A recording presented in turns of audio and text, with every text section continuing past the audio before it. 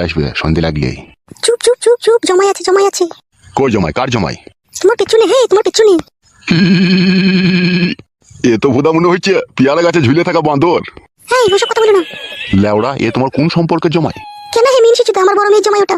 বেরু ভুদা, তোর বড় মেয়ের জমাই তো মারার বাল দিল্লি। দিলীপের সাথে একটা দুর্ঘটনা ঘটে গেছে। হ্যাঁ তাই নাকি ভুদা? হ্যাঁ।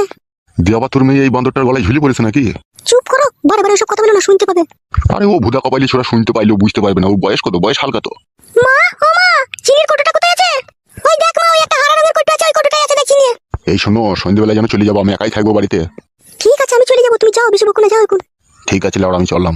কে রে বাঁদর মুখো ছোড়া, শ্বশুর বাড়িতে হাফ বয়েল ডিম খেতেইছিস নাকি? না না, শাশুড়ি মাকে নিয়ে যেতে হয়েছে, আমাদের বাড়িতে বেড়াইতে যাবে। কি বললে?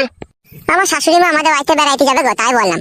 ভুদা কপালি ছোড়া, তোর শাশুড়ি কি গান মাইতে তোদের বাড়িতে বেড়াতে যাবে বে? ও এখানে আছে, ভালোই তো আছে বে।